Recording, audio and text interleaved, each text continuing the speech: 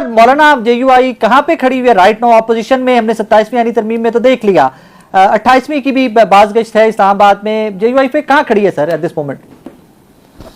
देखिए साकिब भाई, जमीयत उलमा इस्लाम तो अव्वल दिन से उनकी पोजीशन बहुत क्लियर है। आपने 26वीं आईनी तरमीम में देखा कि जब 26वीं आईनी तरमीम का मुसव्वदा हमारे सामने आया तो हमने उसको नाकाबिल कबूल करार दिया और हमने उसको मुस्तरद कर दिया। फिर उसके बाद आपने देखा, आप उसके विटनेस है, तमाम जो है मीडिया उसका विटनेस है कि हम तकरीबन 40 दिन तक उसको खींच के लेके गए। हमने तमाम अपोजिशन को ऑन बोर्ड लिया, PTI के साथ बैठे, सारी चीजें हमने तय की। जब 27वीं तरमीम में उसी 26वीं आईनी तरमीम की खिलाफ वर्जियां आई और वो सामने आई तो जमीयत उलमा इस्लाम वाहिद सियासी जमात थी जो पार्लियामेंट के फ्लोर पर खड़े होकर उन्होंने 27वीं आईनी तरमीम के खिलाफ वोट दिया।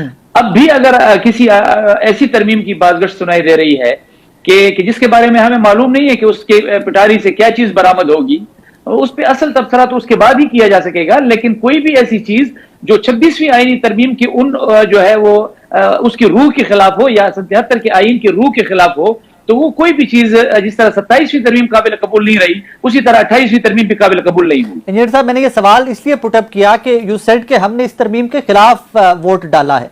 आपको भी पता है, मुझे भी पता है कि सेनेट हो जाए या नेशनल असेंबली हो जाए, कोई भी तरमीम हुकूमत लाना चाहे तो नंबर वो पूरा कर लेते हैं, वो हो जाएगा पूरा, वो क्वेश्चन में नहीं है यहाँ पे। तो सर नंबर गेम में तो अपोजिशन के पास कुछ भी नहीं है, तो क्या यही स्ट्रेटजी रहेगी? वो तरमीम पे तरमीम लाते रहेंगे, आप नेशनल असेंबली और सेनेट में खड़े होकर उनके खिलाफ वोट डालते रहेंगे, या कल को कोई प्रैक्टिकल एहतजाजी पॉलिटिक्स की जानिब भी बढ़ सकती है JUI? देखिए, ये पहली तरमीम है था कि भाई जो 26वीं आईनी तरमीम को जिसको तकरीबन इत्तेफाक राय ही समझिए कि उससे लाया गया, 27वीं तरमीम में जो है जब इस अंदाज में आई, इस अंदाज में आपने विटनेस किया, पूरी कौम ने विटनेस किया उसको।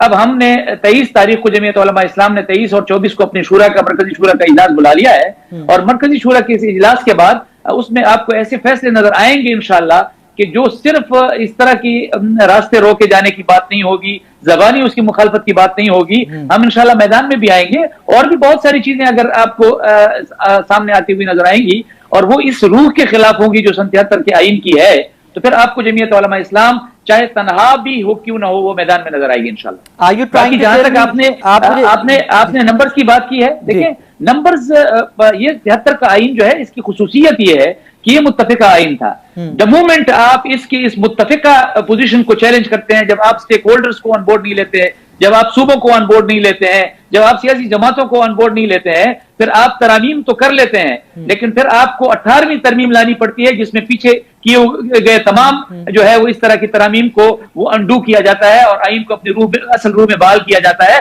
असल सूरत में बहाल किया जाता है। मेरे ख्याल में वो दिन अब करीब होगा इंशाअल्लाह कि ये 77 का आईन जो है वो किसी न किसी वक्त वापस अपनी असल रूह की तरफ जो है उसकी बहाली का। इंजीनियर साहब, पॉइंट ब्लैंक पे बात करते हैं, आर यू टेलिंग मी कि JUI ये बहुत जल्द सड़कों पे आ रही है?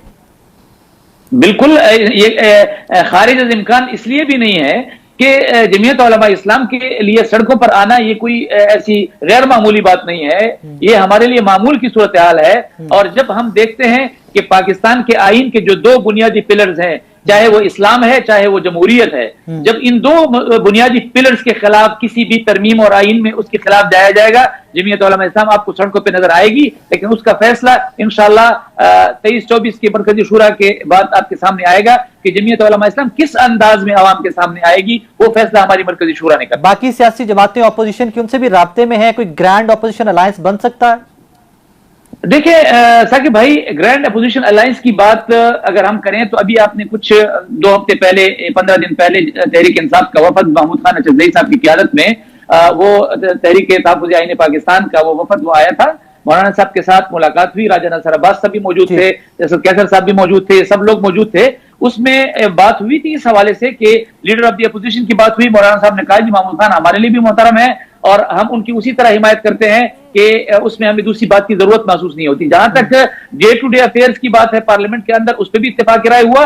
अब देखिए, हमेशा से मैं एक बात कहता चला आ रहा हूं साकिब भाई कि तहरीक इंसाफ अपोजिशन की सबसे बड़ी लार्जेस्ट ग्रुप है, सबसे बड़ी जमात है। ये उसका फर्ज है कि वो तमाम सियासी जमातों को जो उनके साथ अपोजिशन में पार्लियामेंट में मौजूद हैं, उनको किसी कॉमन मिनिमम जो है वो कॉमन एजेंडा पे पॉइंट पर लाए और उसको इत्तेफाक राय की तरफ ले जाए। बज़ाहिर अभी मुझे कोई उनकी तरफ से कोई पेशरफ्त या इनिशिएटिव नजर नहीं आ रहा। یہ فرمائیے گا محمود خان اچکزئی صاحب آپ کو ایکسیپٹیبل ہے ایز اپوزیشن لیڈر؟ آپ کیا سارے ایک پلیٹ فارم پہ اکٹھی ہے اپوزیشن ان کو نام کو لے کر؟ ہمارے لیے ایکسیپٹیبل سے آگے کبھی کوئی لفظ ہوتا تو شاید وہ بھی ہمارے لیے میں وہ لفظ استعمال کر لیتا۔ واقعی میں؟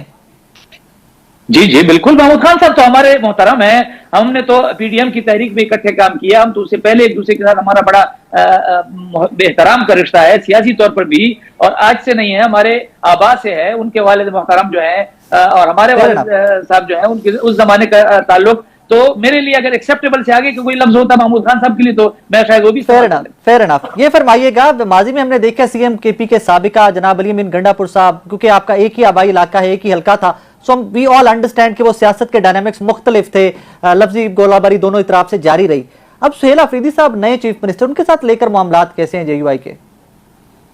دیکھیں ایک بات اصولی طور پر تاکہ بھائی آپ سمجھ لیجئے کہ کے پی میں جمعیت علماء اسلام اپوزیشن کا حصہ ہے اور تحریک انصاف جو ہے وہ حکومت میں ہے، تو چاہے وہ علی امین گنڈپور کی صورت میں ہو، چاہے وہ سہیل آفریدی صاحب کی صورت میں ہو، جمعیت علماء اسلام وہ اپوزیشن میں سٹینڈ کرتی ہے، آج بھی اپوزیشن کا حصہ ہے، بلکہ اپوزیشن کی سب سے بڑی جماعت ہے۔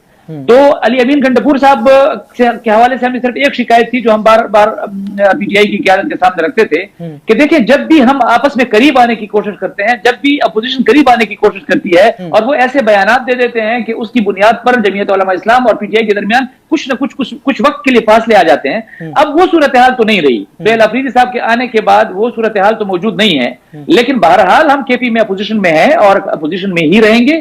تو اس طرح کی صورتحال سے اب علی امین صاحب کے جانے کے بعد اگر وہ جو ایک قوت فائدہ اٹھاتی تھی ان کے بیانات کا، جب وہ موجود نہیں رہے تو پھر اب اس کا فائدہ پی ٹی آئی کو اٹھانا چاہیے جمعیت علماء اسلام کے قریب آنے کے لیے، کیوں نہیں اٹھا رہے؟ اس سوال کا جواب شاید پی ٹی آئی والے آپ کو بہتر انداز میں دیں۔ انجینئر صاحب بہت شکریہ۔